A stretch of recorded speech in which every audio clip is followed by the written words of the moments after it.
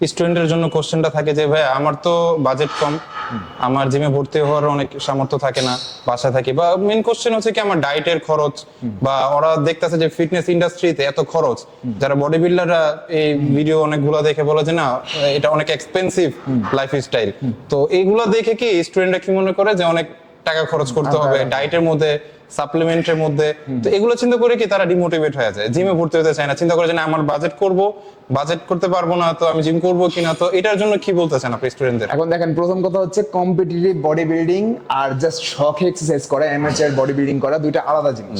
Competitive body building মানে আপনি কোন একটা ক্যারিয়ার করবেন যেটার উপর আপনার ফিউচার ডিপেন্ডেন্ট, যেটার উপর আপনি আর্নিংসও করবেন ফিউচারে, এরকম ক্ষেত্রে আপনাকে টাকা খরচ করতে হবে। যেমন কথার কথা, আমি একজন ডক্টর হতে চাই, ইঞ্জিনিয়ার হতে চাই, আমি চেষ্টা করবো সব থেকে ভালো জায়গায় কোচিং করা, ভালো জায়গায় হচ্ছে প্রাইভেট পড়া বা ভালো ইউনিভার্সিটিতে চান্স পাওয়া। সেটার জন্য আমি দূরে যেয়ে খরচ করে থাকবো, বাসা ভাড়া নিয়ে থাকবো, দরকার হলে নিজের শহর থেকে নিজের দেশ থেকে বাইরে যে থাকবো, ব্যাপারটা আলাদা, ওটা হয়ে যাচ্ছে প্রফেশনাল। যখন চলে আসবে জাস্ট হচ্ছে অ্যামেচার, যে আমি জাস্ট শখে করবো, যেমন কেউ গাছ লাগাই জাস্ট বাগানে, তার বারান্দাতে গাছ লাগায় হচ্ছে টবে, আর কেউ যদি মনে করে যে না আমি গাছ লাগাবো, লাগানোর মাধ্যমে সেটা ফুল বিক্রি করবো মানুষের কাছে, তাহলে তাকে বড় জমিনে শুরু করতে হবে। দুইটা আলাদা। আপনি তো জাস্ট বাগানে ফুল গাছ লাগাবেন, আপনি তার ফুল গাছ বিক্রি করবেন না।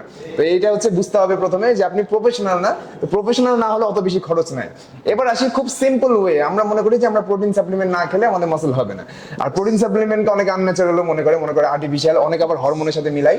দুইটাই সেম, প্রোটিন তৈরি হয় ঘোল থেকে, যেটা আমরা হুয়ে প্রোটিন বলি, সেটা বাংলা হচ্ছে ঘোল, যে দুধের যে ঘোল, এটা একটু একটু উন্নত মানের বলে এটাকে মানে দামটা একটু বেশি। বাংলাদেশে যে ঘোলটা পাওয়া যায় সেটাতে ফ্যাটও থাকে, কার্বোহাইড্রেটও থাকে, কিন্তু ইউএসএ থেকে যেগুলো আমরা পাউডার আকারে ঘোলটা পাই, হুয়েটা পাই, সেটাতে জাস্ট প্রোটিন থাকে, কার্বোহাইড্রেট এবং ফ্যাট একবারে নগণ্যতম থাকে, মানে না থাকার মতোই। তো এই ক্ষেত্রে যেটা হচ্ছে যে এটা পুরোপুরি ঘোল, যেটা আমরা দুধ থেকে তৈরি করি, তো এটা হচ্ছে পুরোপুরি ন্যাচারাল সাপ্লিমেন্ট। এখন ব্যাপার হচ্ছে সাপ্লিমেন্ট খাওয়াটা জরুরি কিনা।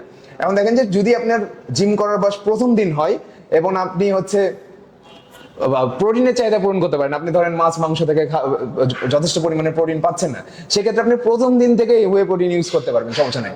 এটা নির্ভর করে না যে আপনার জিম করার বয়স কতদিন, নির্ভর করছে আপনি সাপ্লিমেন্ট ইউজ করবেন কিনা, সেটা নির্ভর করে আপনি চাহিদা পূরণ করতে পারছেন কিনা। একজনের জিম করার বয়স 10 বছর হয়ে গেছে, সে টানা 10 বছর ধরে এক্সারসাইজ করে, কিন্তু সে মাছ মাংস থেকে প্রোটিনের চাহিদা পূরণ করে ফেলে, সেক্ষেত্রে তার সাপ্লিমেন্ট খাওয়ার দরকার নাই। যদি খায় সে এক্সট্রা করে, সেটা তার ফ্যাট হিসেবে স্টোর হবে মাসল হওয়ার পরিবর্তে। মানে অতিরিক্ত প্রোটিন আপনি যদি আপনার বডিকে দেন, তাহলে সেটা ফ্যাট হিসেবে স্টোর হবে। এখন আসে হচ্ছে কোনটা সস্তা, ওয়ে প্রোটিন বেশি সস্তা না যদি চিকেন নিই তাহলে বেশি সস্তা। আপনি যদি দেখেন যে একটা ওয়ে প্রোটিনের দাম এখন প্রায় 9 থেকে 10,000 টাকা হয়ে গেছে, যেটাতে প্রায় 70 থেকে 75 সার্ভিং থাকে, ধরে নিচ্ছি 80 সার্ভিং থাকে, 80 সার্ভিং এর দাম মোটামুটি 10,000 টাকা। তার মানে এক সার্ভিং এর দাম হচ্ছে আপনার প্রায় 80 সার্ভিং এর দাম যদি 10,000 টাকা হয়, এক সার্ভিং এর দাম 120 টাকা 30 টাকা এরকম হয়ে যাচ্ছে। এক সার্ভিং এ থাকে 25 গ্রাম প্রোটিন, 120 টাকা আপনি 25 গ্রাম প্রোটিন পাচ্ছেন। যদি আপনি চিকেনে যান, চিকেন এখন কত, প্রায় 150 টাকা 160 টাকা কেজি হয়তো বা, বোনলেসটা 300 টাকা ধরে নিলাম, হ্যাঁ 300 টাকায় কেজি। 300 টাকায় কেজিতে যদি আপনি এক কেজি বোনলেস চিকেন নেন, সেক্ষেত্রে 300 টাকা আপনি পাচ্ছেন প্রায় 220 গ্রাম প্রোটিন। মানে এক কেজি যদি আপনি, এক কেজিতে 220 গ্রাম প্রোটিন থাকে। মানে একটু যদি আরো হাই কোয়ালিটি হয়, বুকের মাংস হয়, সেক্ষেত্রে 250 গ্রাম 270 গ্রাম পর্যন্ত, অনেক সময় 300 গ্রাম পর্যন্ত প্রোটিন হয়ে যায়। তাহলে যেখানে আপনি 300 টাকায় পাচ্ছেন 200 গ্রাম প্রোটিন, সেখানে আপনি 120 টাকায় পাচ্ছেন মাত্র 25 গ্রাম প্রোটিন।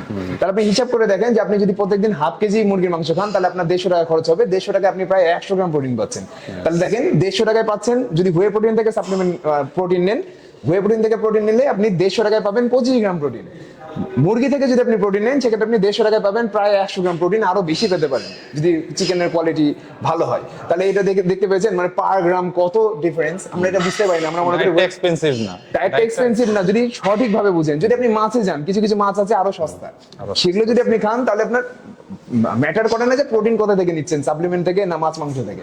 ম্যাটার করে আপনার বডি তো জানে না কোথায় থেকে নিচ্ছেন আপনি। আপনার বডিতে যদি প্রোটিনের মলিকিউল যায়, সেক্ষেত্রে আপনার মাসল বিল্ড হবে। যদি আপনি এক্সারসাইজ করেন, আপনার মাসল ফাইবারগুলোকে ফাটাতে পারেন। তাহলে এটা বুঝাতে পারলাম, যত হয়তো আমি বুঝাতে সক্ষম হয়েছি কিনা আমি জানি না। আপনারা সবসময় চেষ্টা করবেন যে ন্যাচারাল যে খাবারগুলো আছে, যেগুলো সস্তা বাংলাদেশে পাওয়া যায়, সেগুলো থেকে প্রোটিন নেওয়ার।